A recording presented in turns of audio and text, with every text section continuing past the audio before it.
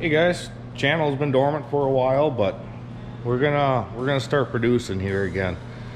Got a car project. It's been sitting for 6 years.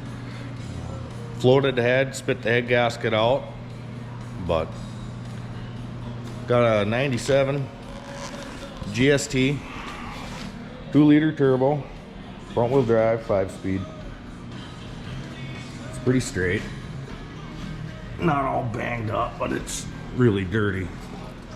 It's been sitting in storage for years. Bought it as a project back in 2014. And didn't do much with it.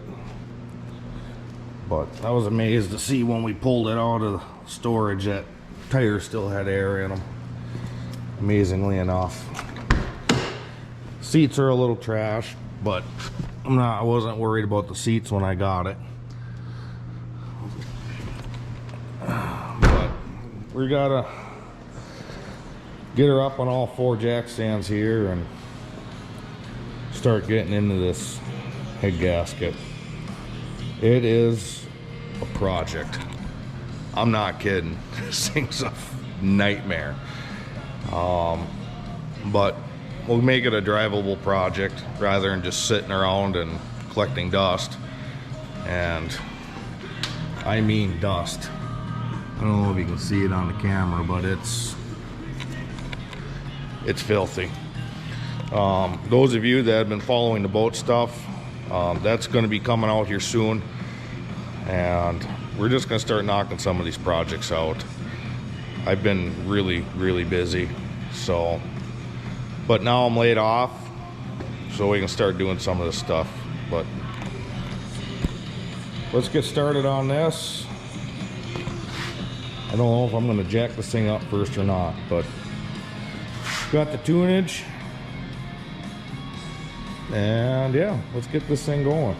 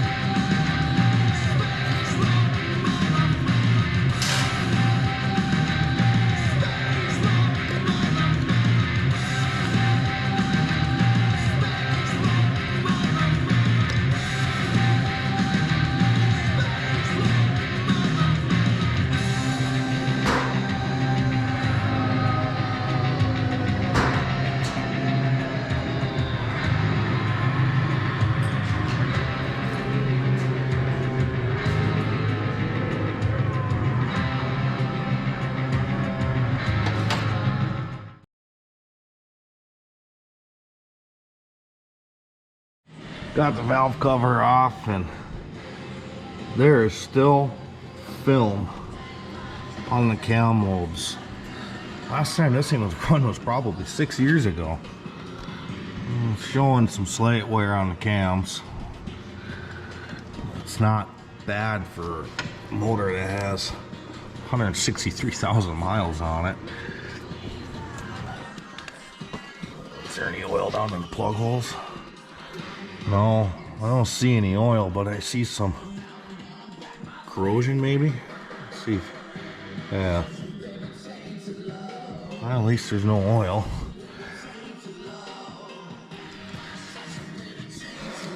Alright, well, probably get the fuel oil out of here. Get that charge pipe out of here. Get the radiator hose out. Manifold disconnect from the turbo. Got to get this timing belt off. We're gonna have to jack the car up so I can get to the balancer, get this motor mount out so I can get this timing cover off. Need to bleed that slave cylinder too, because when I went to move it, pushed the clutch in and went straight to the floor. So as you can see, I mean, by a mess. It's literally a mess, and I bought it like this. I don't know why I keep buying junk, but anyways, let's continue on and get this done.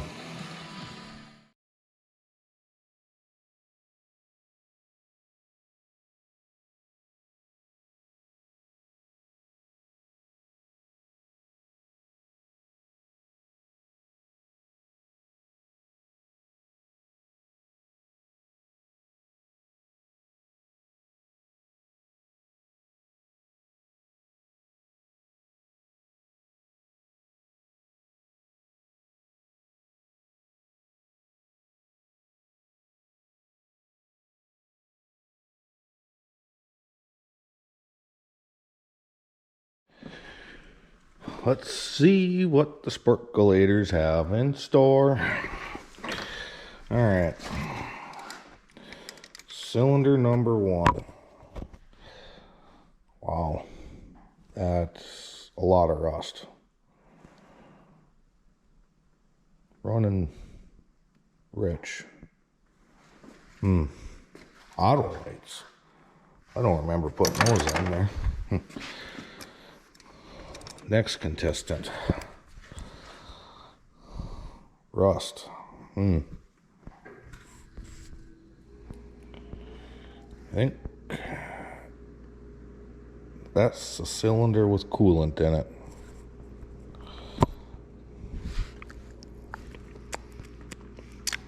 Yeah, it's pretty bittersweet. That rust is concerning. Very, very concerning. I hope the come on, stinking washer.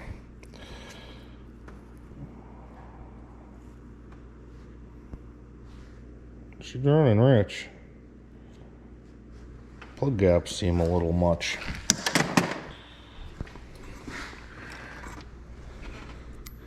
And last one is, well, that's fatter than a fat lady sitting on the bar stool that you're not pushing over.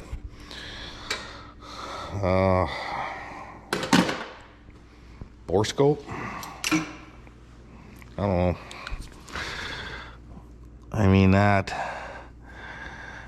not good at all. What did I say? Cylinder 2's the culprit on the, yeah. I can see some coolant wetness on top of the piston, but look at all that down there in cylinder 1. I can't see any rust on top of the piston, but yeah, not good. Guys, don't let your project sit this long. Well, I have a bore scope. My bore scope head ain't small enough to get down inside the hole. Make your own joke there. I think we'll just continue on. We'll tear the head off. Worst case scenario is there's some rust in the cylinder, and just put it back together and ship it down the road. All right, get back to it.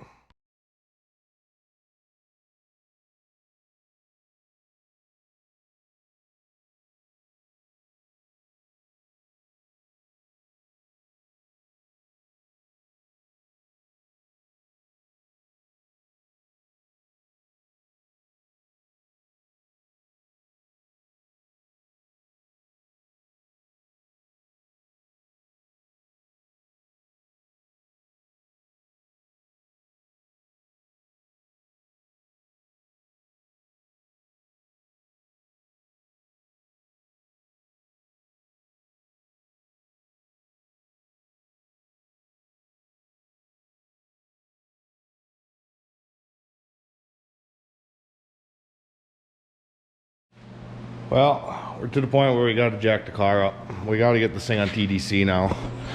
I got rear brakes I got to put on this thing still, so what I went ahead and did was I just put the whole car up on jack stands.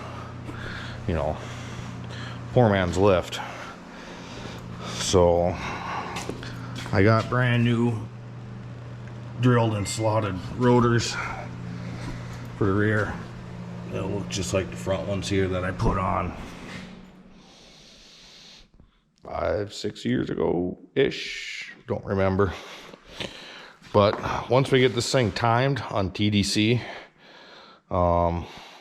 really there ain't a whole lot left to do to get the head off. So we got 4 bolts here and here for the turbo. We're gonna leave the manifold on. We're gonna leave the intake manifold on. We're gonna take the whole thing off as one complete unit rather than fighting with bolts. I don't like fighting with bolts. So we got radiator hoses disconnected. Should probably drain what's left in the radiator. I think I got all the plugs unhooked. If not, we're gonna test the tensile strength of the harnesses that are old. So gotta get this driver's side wheel off and going through the wheel well, and we'll be just about ready to pull the head. But I'm gonna cut it here for tonight because it's 9 o'clock. So see you tomorrow. Hey guys, day 3 on 97 Eclipse GS-T. I didn't record yesterday. Didn't miss much. Got the head off. It's all straightforward. It's super easy. But as you can see, head's on the floor. We're gonna knock the valves out, lap them in, because the last time I had this head off, there was some leaky valves in there. Dirty. Today what we're going to be working on is the mass airflow sensor code.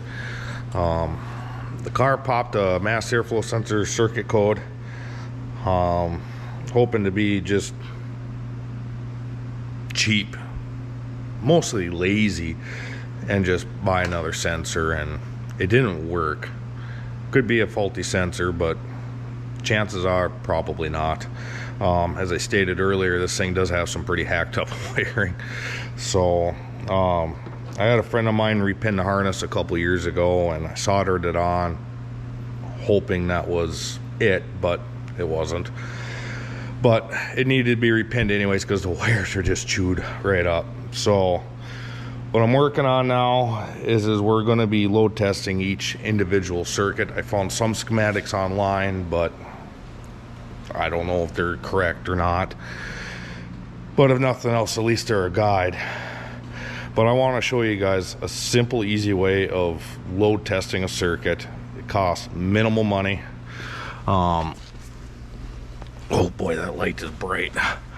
I found some broken wires on the ECU harnesses. We got to repair those before we really run the car too much. But just a simple halogen bulb, and I got some leads, but I ground down my test light so I can get these itty bitty tiny pins. As you can see, they're pretty stinking small, and I don't have a pin kit. I know some of you are going to be going, oh, just ohm the circuit or test light it, or, well, my prior days of being a mechanic, I've done a lot of ohm testing on circuits, test lights and all this stuff, and I've still had bad circuits.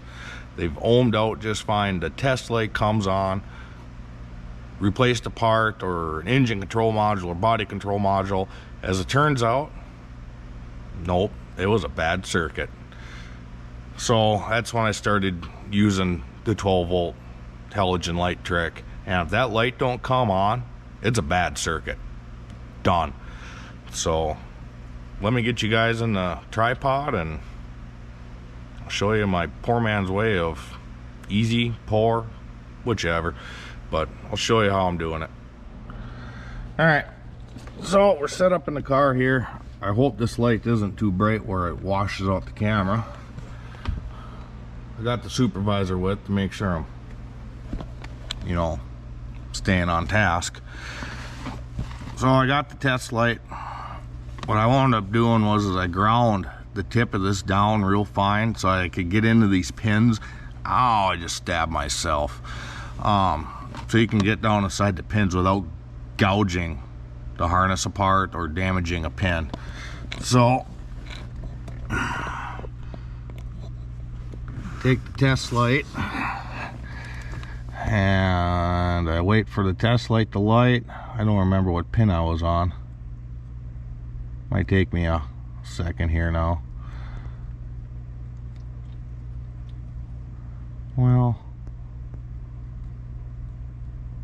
okay, test light's lit. So what I'm gonna do is I'm gonna take the other end from my halogen bulb. Come on, stay in there. And I got light edge.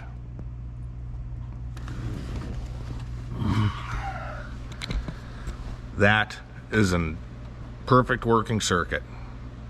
So I got, what is this, 8 wire, 7 wire? 5 or 6 wires left to go.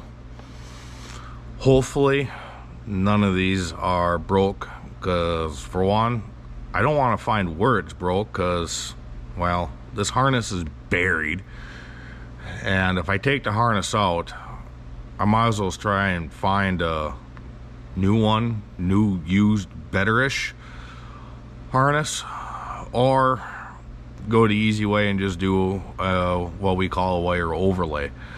So we'll get back going on this, and cross your fingers, hopefully none of this is bad.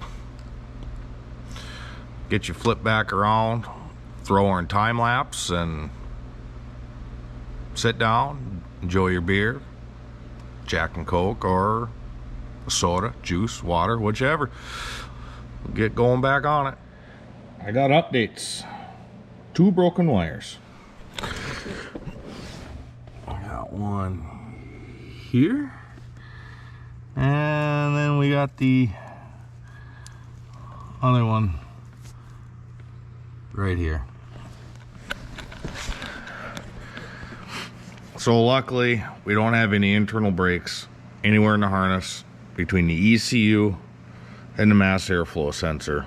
Both easy fixes, and the reason why these wires were broke is the previous owner wired in the super air fuel controller doohickey magical machine. It's the early way of tuning these things. It's old technology. I had taken it out, but he had used Scotch locks on the wires and electrical tape, thus they broke. So I'll get these soldered back up. It's gonna be probably 3, 4, 5 days before the head gasket comes in, the studs come in. I got new studs for the exhaust manifold, but at least we found the reason why the mass airflow sensor isn't working, and they're both right there, easy to fix. One thing I am going to say about the way that I load tested this is I did not have a fusible link for the power coming in, and you also got to be careful too that you don't backfeed power into something you're not supposed to. So use at your own risk. But it's a great way to test the circuit and load it up. So yeah, that's gonna wrap it up for the electrical end of this. Solder this up off camera, and yeah, we got some cleaning to do. Got wheel bearings to put in. Otherwise we might get started on another. Oh, camera went crazy. Might get started on another project here.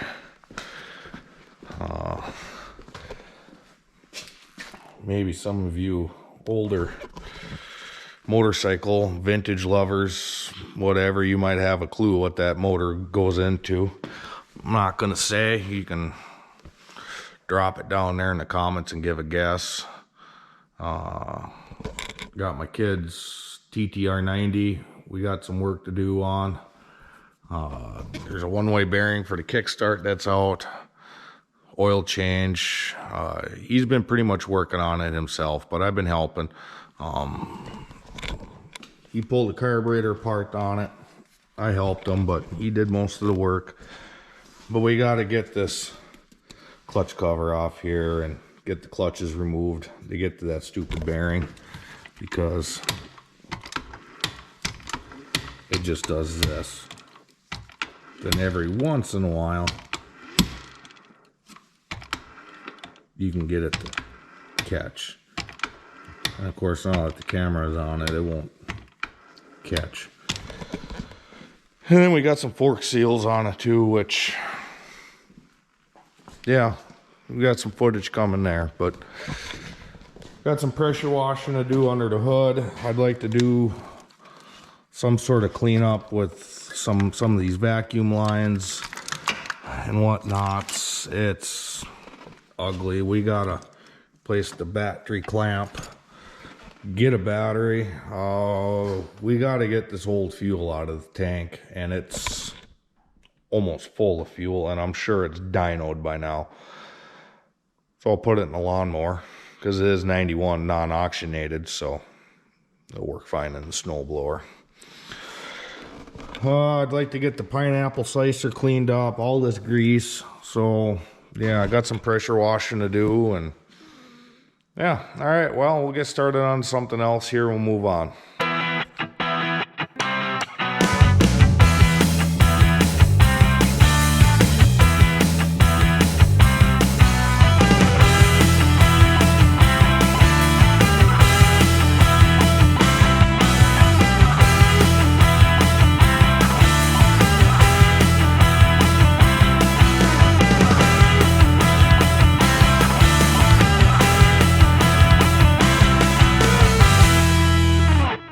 Hey guys, been a few days now. The other day, me and my father, we knocked the valves out of the head.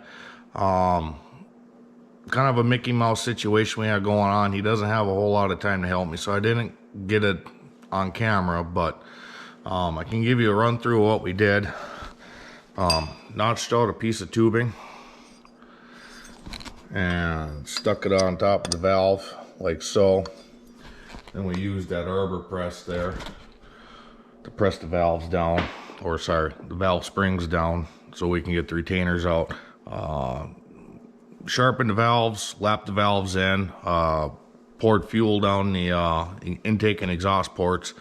Didn't see any leaks, so that was a major win. And the valves actually look very well for, I think, 167,000 miles on this motor. Only had to touch the valves to the stone pretty much. They cleaned up right away. Lifters, everything look just phenomenal. No major scarring. I'm highly impressed. The cams are showing somewhere, but not worried about, because at some point I want to cam it anyways. So waiting on him. We're gonna get the mill set up to take a couple thousandths off the head so it's a little bit straighter, but in the meantime I'm gonna clean up the block so it's ready for reassembly. So videoed washing everything out. This is the outcome of it. It's 10 times better than what it was. Still needs more cleaning, but I'm not worried about it at this point in time. It's kind of more important just to get the car running. That Gorilla Tape is really good stuff, but it's more important to get the car running at this point than it is to try and make a show car. And honestly, I don't like shiny stuff. I don't. I kind of like the looks of a sleeper. That, and if it gets dirty, I'm not going to spend the next 10 hours cleaning it. So get you up in the I'm telling you, this Gorilla Tape is really good stuff. So we'll get you up in the other tripod and we'll get the cleaning. One thing I got a question is for you guys is how do you clean up your cylinder blocks? Is it wire wheel, SOS pad? I've used them both. They both work pretty good. Razor blade, I've used that before. Scraper if you got some heavy material, but drop down in the comments what you guys use. But for now I'm just going to start with a soft wire brush and let's get started.